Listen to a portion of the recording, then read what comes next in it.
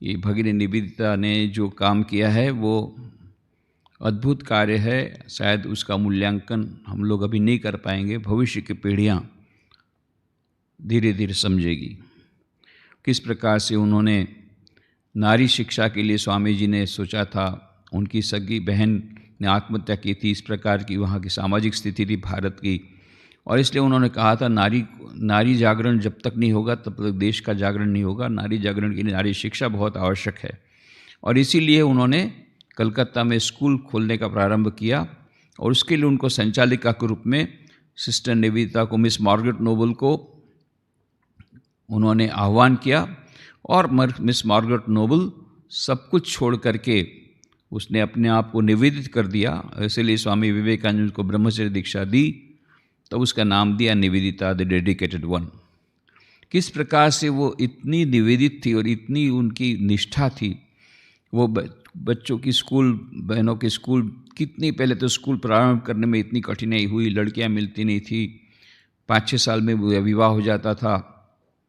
फिर उनको लाती थी, ले जाती थी, खुद ही पहुंचा देती थी, खुद उनके लिए खाना भी बनाती थी, खुद खाना खिलाती थी, पढ़ाती थी, सब कुछ ये सब करती थी। और कितनी उनकी निष्ठा, एक ही एग्जाम्पल से हम समझना चाहेंगे कि प्रफुल्लमयी करके एक बाल विधवा थी। तो बंगाल में उस समय की ट्रेडिशन ऐसी थी कि जो बाल विधवा हो या विधवा हो उसको एकादशी करनी पड़ती है, एकादशी के दिन उपवास करते हैं, तो इसलिए वो लोग फल के सिवा कुछ खा नहीं सकते। तो सिस्टर निवेदिता हर एकादशी को उसके लिए विशेष बंदोबस्त करती थी, उसको फल अपने हाथ से खिलाती थी।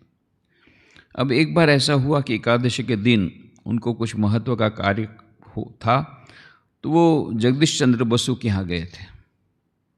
वहाँ जगदीश चंद्र बसु के यहाँ पर वो डिनर के लिए खा रही थी। अचानक खुद याद आया, अरे बाकी सब लोग को तो, बच्चियों को मैंने भोजन दे दिया, पर आज एकादशी है, अब प्रफुल्लमयी को फल देना तो रह गया।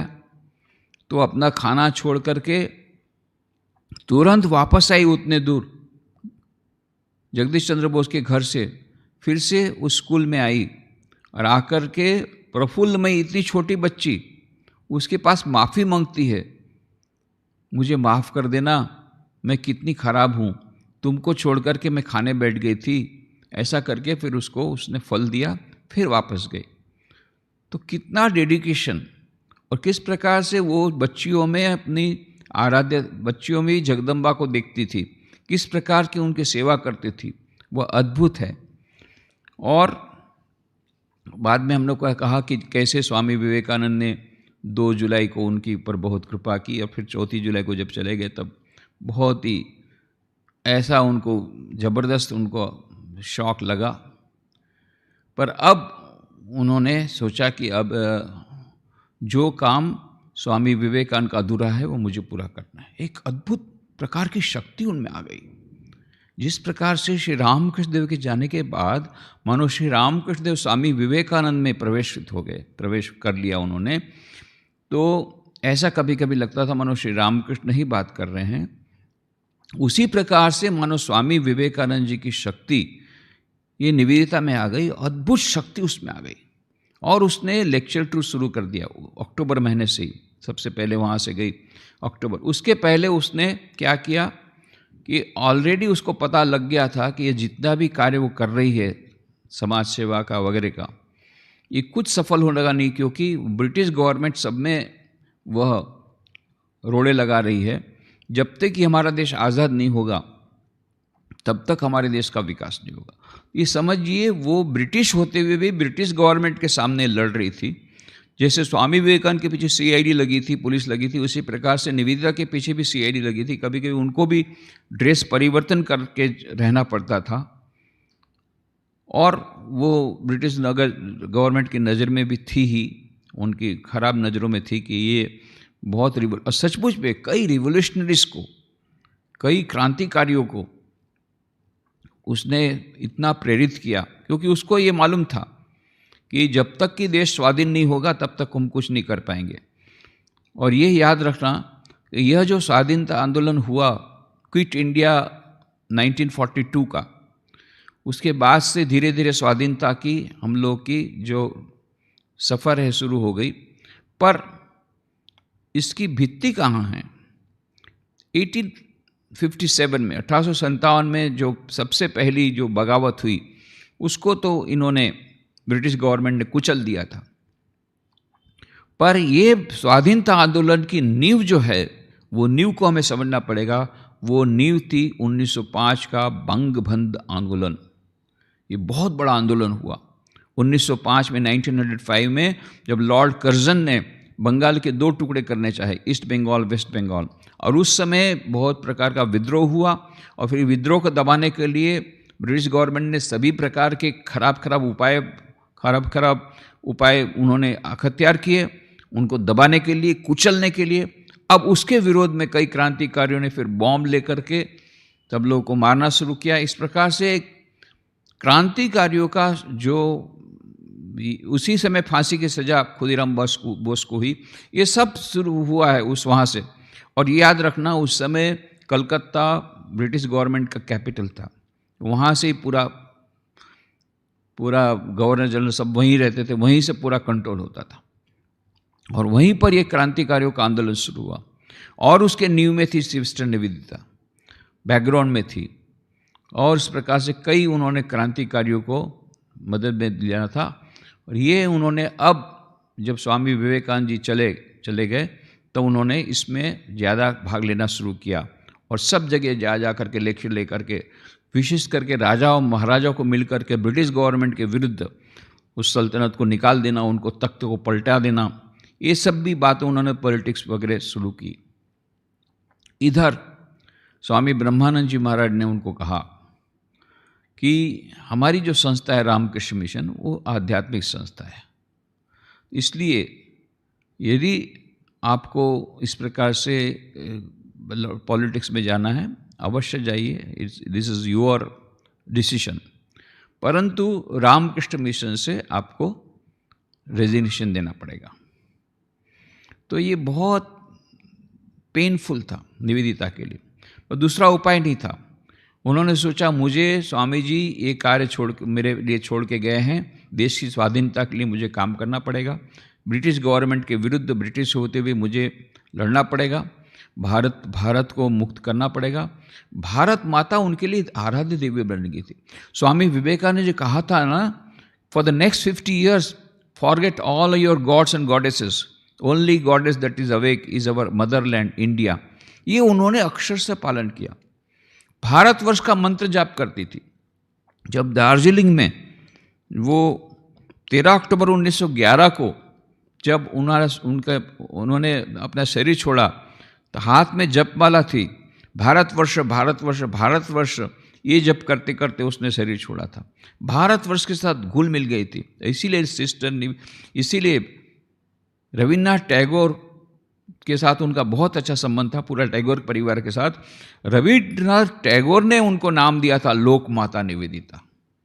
क्यों?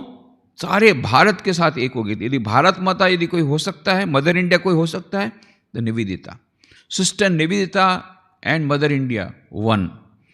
मदर इंडिया के नाम से ही निवेदिता कहा जाता। भारत की कोई भी एक जगह पर ऐसा दुख नहीं हो जो निवेदिता की छाती में ना आया हो। जो पहले स्वामी विवेकानंद को लगता था जो दुख, वही कष्ट निवेदिता को होना शुरू हो गया। तो सिस्टर निवेदिता ने ये आंदोलन में जो कुछ किया है ब्रिटिश राज्य के विरुद्ध में, वो अपने आप में बहुत लंबी कहानी है, उसमें हम नहीं जाएंगे। पर एक बहुत बड़ा पेनफुल स्टेप था, उनको रामकृष्ण मिशन से रेजिग्नेशन देना पड़ा। जब रामकृष्ण मिशन की सेंचुरी सेलिब्रेशन हो रहा था तो 4 फरवरी, मोस्ट प्रॉब्ली 4 फरवरी 1997 की बात है कि जब एक यूथ कन्वेंशन था, उसमें क्वेश्चन आंसर सेशन था। उसमें मुझे क्वेश्चन के कुछ आंसर देने के थे। उसमें एक क्वेश्चन आया कि हम लोगों को यह वर्तमान के नेताओं पर हमको कोई विश्वास नहीं है, पर हमको रामकृष्ण मिशन के सन्यासियों पर विश्वास है। रामकृष्ण मिशन के सन्यासी क्यों नहीं पॉलिटिक्स में आते और इस प्रकार से पोजीशन ले लेते और देश की बागडोर अपने हाथ में ले ले, तो जो स्वामी विवेकानंद का सपना का जो भारत था वो जल्दी से आ जाएगा। तो ऐसा क्यों नहीं करते हो, ऐसा प्रश्न था। तो फिर मैंने उत्तर देते कहा भाई कॉम्प्लीमेंट्स के लिए thank you for the compliments पहले कहा कि आपको बहुत धन्यवाद जिन्होंने प्रश्न किया है कि आप हमको इतना उपयुक्त मानते हैं। परंतु स्वामी विवेकानंद जब रामकृष्ण मिशन की उन्होंने स्थापना, तो पहले ही कहा था it will have nothing to do with politics, राजनीति के साथ इसका कोई संबंध नहीं रहने लगा।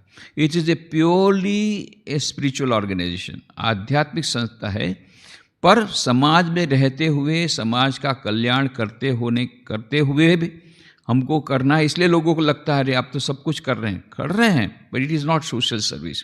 शिव ज्ञान से जीव सेवा ये हमारी साधना है।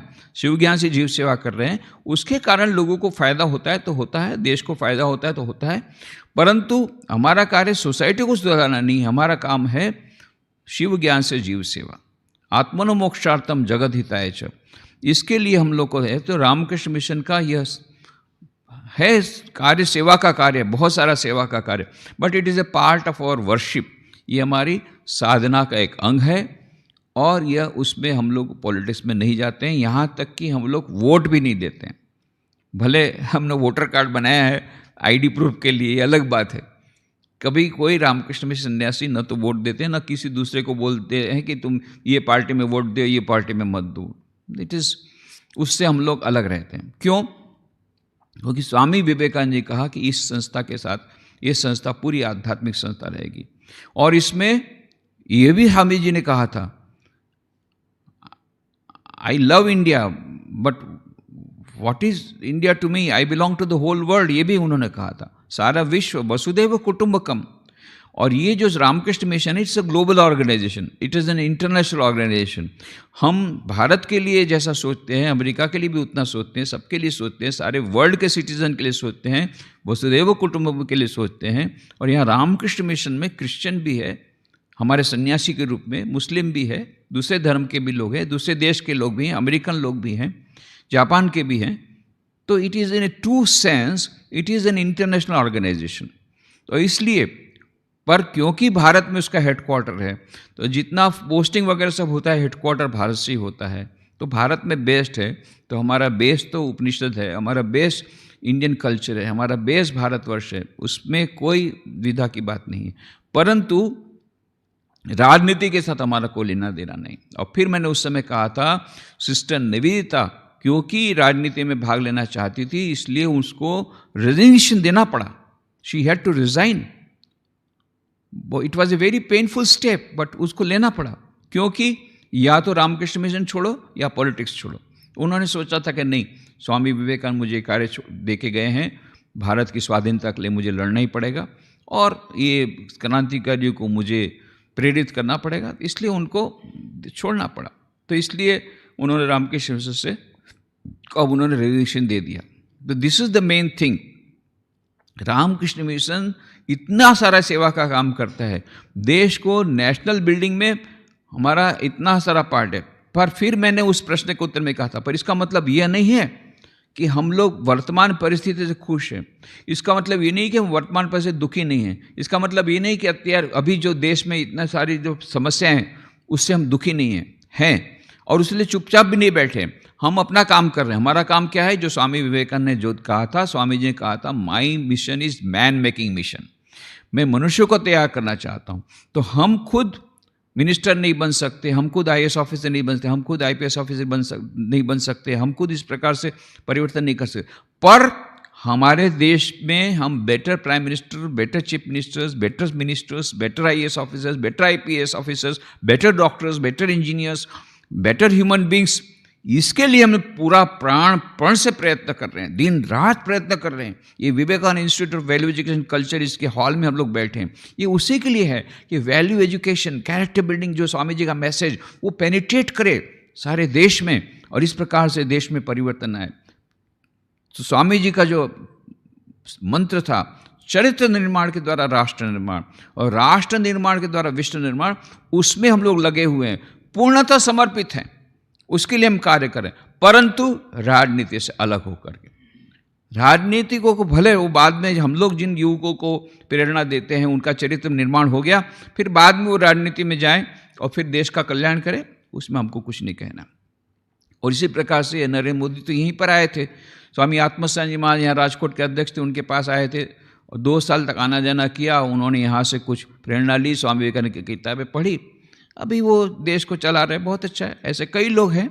उस समय स्वामी विवेकानंद के समय में महात्मा गांधी, सुभाष चंद्र बोस, डॉक्टर राधाकृष्ण, जवाहरलाल नेहरू, चक्रवर्ती राजगोपालाचार्य, श्री अरविंदो, ये सब स्वामी विवेकानंद की पुस्तकों से प्रभावित हुए थे। निवेदिता के माध्यम से भी श्री अरविंदो आए।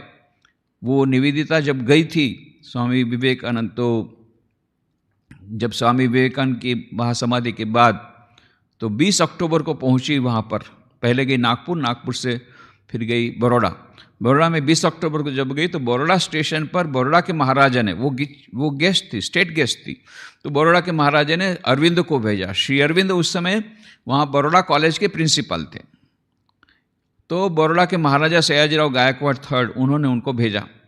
तो ये रिसीव करने स्टेशन पर गए निवेदिता को, और श्री अरविंद अपनी डायरी में लिखते हैं, जब से मैं उनको मिला, निवेदिता को मिला, फिर जितने दिन हम रहे वहाँ हम लोगों ने पॉलिटिक्स से सिवा और कोई चर्चा नहीं की, केवल पॉलिटिक्स। और वो इतनी उत्साह में थी कि हमको जल्दी से ब्रिटिश गवर्नमेंट को रवाना करना पड़ेगा। फिर चाय पार्टी में सयाजीराव गायकवाड़ उनको बुलाया, पर मीटिंग के बाद बहुत निराश हुई। शायद उसको लगता है कि सयाजीराव गायकवाड़ ने उनकी बातें नहीं मानी होगी कि ब्रिटिश गवर्नमेंट को टॉपल ओवर करना है, जो भी होगा, रिवोल्ट करने के लिए तैयार नहीं हो गए। पर 3 दिन तक उन्होंने 3 प्रवचन दिए बड़ौदा में। लास्ट में जाते समय फिर से डिनर पार्टी की बड़ौदा महाराज ने, और उस समय निवेदिता खुश हो गई, क्योंकि शायद उन्होंने बड़ौदा महाराज ने कहा होगा, मैं करूँगा, तुमको पूरा सहकार दूंगा, बट बैक साइड से, आगे सामने से दिखेगा मानो मैं ब्रिटिश गवर्नमेंट के साथ हूँ। और यही उन्होंने किया। दरबार की मीटिंग में भी उन्होंने अपनी पीठ दिखाई, जो नहीं दिखाना चाहिए।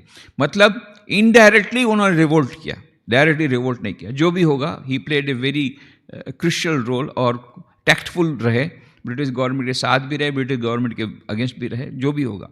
तो ये सिस्टर निवेदिता ने श्री अरविंदो को प्रेरित किया। फिर श्री अरविंदो जॉब छोड़ करके गए कलकत्ता, और उन्होंने वहाँ पर यह पूरे रिवोल्यूशनरी बन गए। कई रिवोल्यूशनरी उसी प्रकार से, बारिन घोष, उनके भाई ये बाघा जतीन, ये सब सिस्टर निवेदिता से प्रेरित होकर के बड़े रिवोल्यूशनरी बने।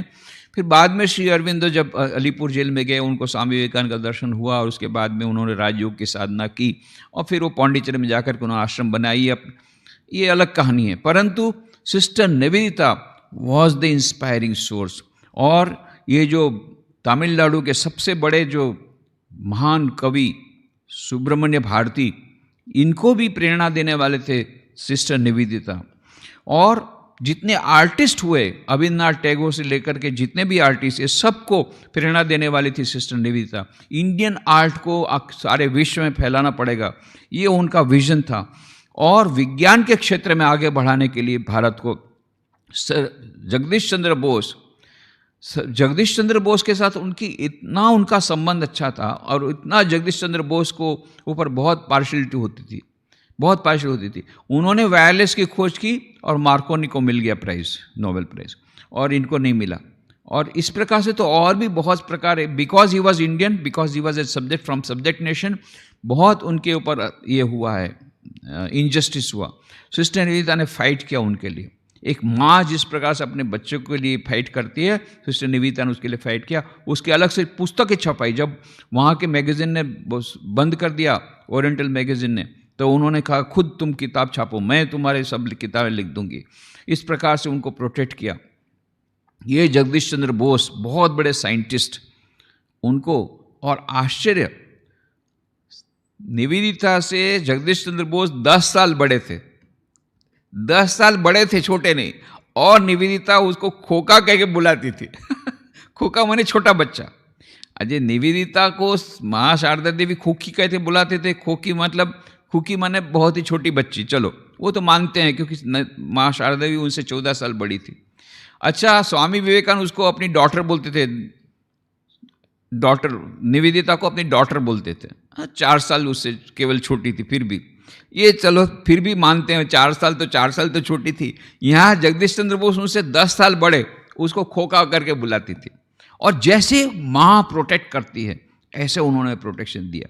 खैर ये सब अपने आप में लंबी कहानी है, पर ये स्वामी सिस्टर निवेदिता ने जो कार्य किया है देश के लिए, वो अभी भी हम लोग को समझना बाकी है।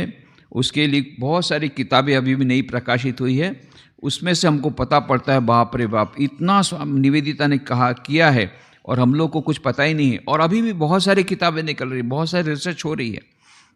निवेदिता की खुद की जो किताबें हैं, वो जितने उनके जो लेक्चर्स वगैरह, complete works of sister Nivedita 5 volume में निकले हैं अद्वैत आश्रम से। उसके सिवा wave of Indian life, the masters saw him, Notes of some wanderings with the Swami Vivekananda, The Cradle Tales of Hinduism, Studies from an Eastern Home, Civil Ideals and Indian Nationality, Hints on National Education in India, Glimpses of Famine and Flood in East Bengal, ऐसी बहुत सारी sister Nivedita की किताबें हैं।